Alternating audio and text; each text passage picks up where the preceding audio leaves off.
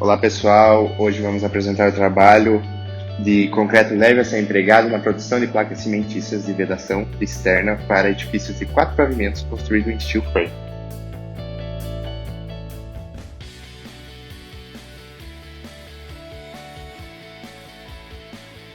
Citado anteriormente, será construído com o sistema construtivo steel frame. Ele é um sistema construtivo formado por peças de aço galvanizado com diversos tipos de vedação, como madeira, alumínio e drywall. Nesse caso, a estrutura será vedada com placas cimentícias.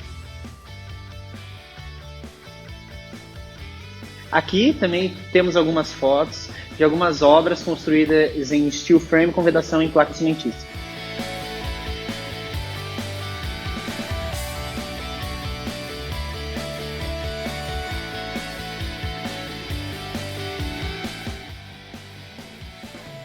Sobre as características da obra, localizada em Joinville, podemos observar no gráfico as condições de temperatura, precipitação e vento. Como pode ver, a precipitação é alta, causando uma alta umidade, e os índices de temperaturas também altos. As condições ambientais impactam diretamente na qualidade do concreto no estado fresco ou endurecido. A umidade relativa do ar em Joinville é muito alta, então a hidratação do concreto acaba ocorrendo de melhor desempenho mecânico e resistência desejada, além de diminuir a ocorrência de fissuras e retração. A temperatura apresenta grande variação ao longo do dia. Isso dificulta o controle da velocidade e retardo e acelera a reação. Possibilidade de congelamentos na mistura e temperaturas muito baixas. A velocidade do vento, baixos índices, sendo uma condição adversa que não precisa ser contornada. Dentre os agentes agressivos, a gente pode citar 3. Clima, umidade e chuva. O clima, a temperatura em Joinville ela varia muito durante o dia, em média 20 graus durante o ano. A umidade também é um fator bem importante, pois Joinville fica localizada muito próxima ao mar e é banhada pela Baía de Babitonga. Com isso, os ventos marítimos carregam a umidade e a tornam uma cidade muito úmida. Outro fator importante é a presença de vegetação na região. Pode-se considerar que o solo da cidade é muito úmido, pois boa parte da cidade foi construída sobre um mangue. Também há muitos rios e o lençol freático é muito próximo do solo. Logo, o calor, por ser localizado muito próximo ao mar, faz a água evaporar e causa umidade no ambiente. A chuva também é outro fator bem importante, pois a cidade é considerada uma cidade muito chuvosa, devido ao vento que empurra a umidade para a serra, é pressionado e sobe, quando tem a frente fria e ainda leva em conta o alto índice de umidade na cidade.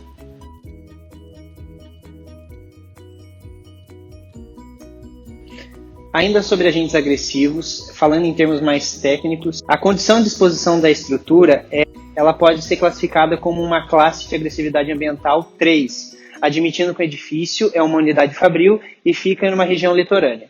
Com isso, o risco de deterioração da estrutura é considerado grande e a agressividade é forte.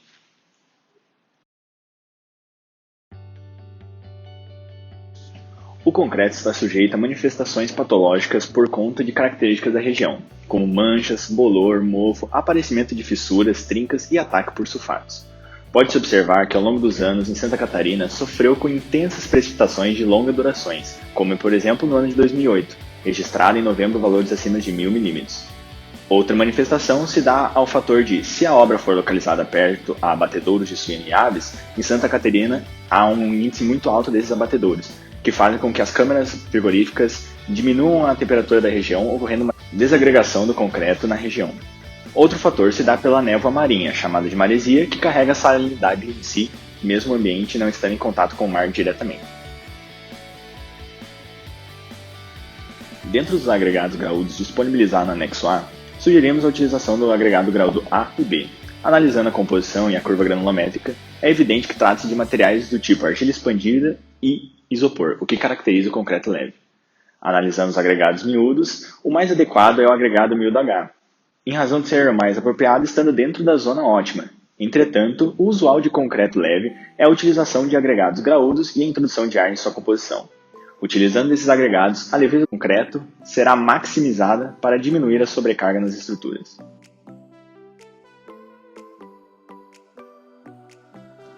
Possíveis interferências diretas do agregado. O concreto de argila expandida tem baixa densidade e baixa condutividade térmica, pois a argila é um material muito fino constituído de grãos lamelares de dimensões inferiores a 2 mm. formada em proporções muito variáveis de silicato de alumínio e óxido de silício, ferro, magnésio e outros elementos. O principal uso é como um agregado leve para concreto, seja concreto de enchimento, seja concreto estrutural ou pré-moldados. A utilização de agregados miúdos, como areia natural, influencia na trabalhabilidade do concreto em estado fresco.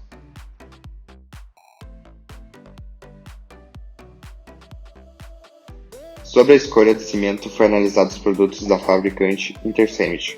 A fábrica mais próxima de Joinville e que melhor atende às condições fica em Cajati, a aproximadamente 290 km da fábrica de placas cimentícias.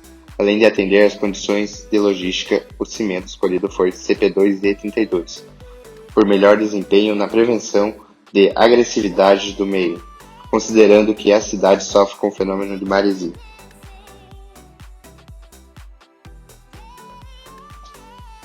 A incorporação de aditivos e adições minerais no concreto varia de acordo com a necessidade e resultado esperado. Aqui são algumas recomendações baseadas no auxílio da prevenção de manifestações patológicas.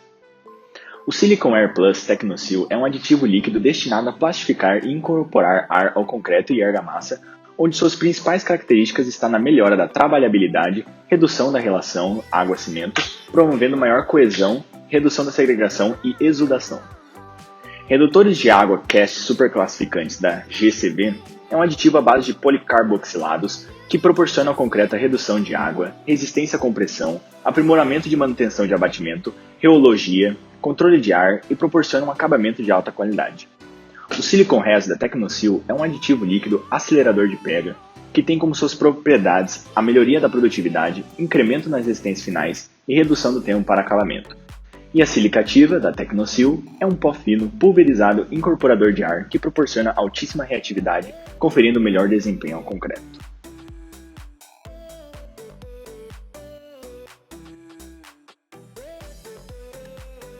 Por se tratar de um concreto que é produzido em unidades fabris, o concreto ele passa por vários ensaios e várias verificações antes de ir necessariamente para a obra.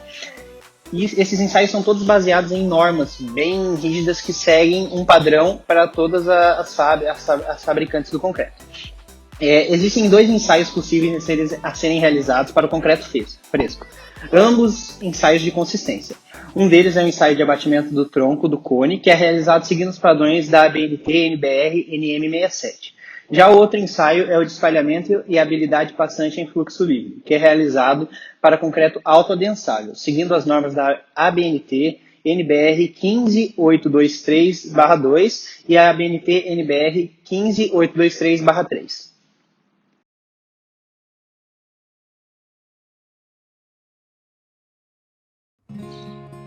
Para o concreto endurecido também é realizada uma série de testes, que é denominado de ensaio de resistência à compressão.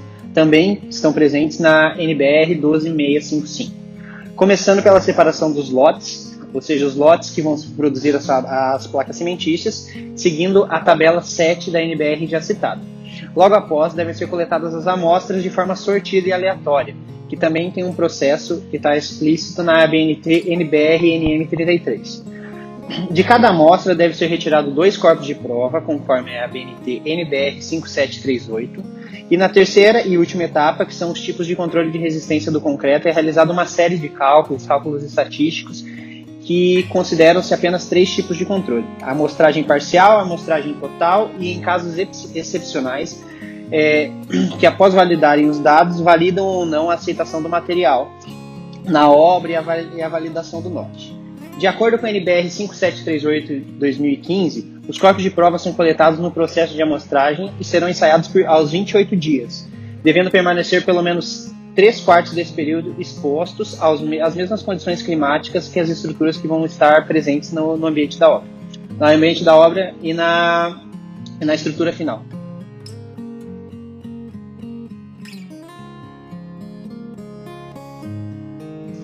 A cura do concreto leve é similar ao do concreto convencional e tem a função de evitar a retração e, consequentemente, aparecimento de fissuras, podendo ser realizada na forma de cura úmida ou térmica.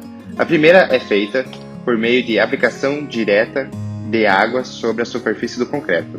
Já a segunda deve ser realizada em câmaras e o ganho de resistência pelo aquecimento e controle de umidade. Utiliza-se normalmente para peças pré-moldadas. A cura do concreto leve é beneficiada dado que existe absorção de água por parte dos agregados e que leva o concreto a uma cura interna.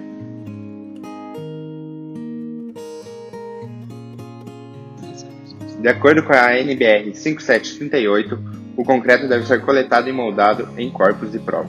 Os mesmos devem ficar cobertos sobre uma superfície horizontal sem sofrer qualquer tipo de perturbação externa durante o período de 24 horas ou 48 horas para corpos de prova prismáticos, para evitar o processo de exudação.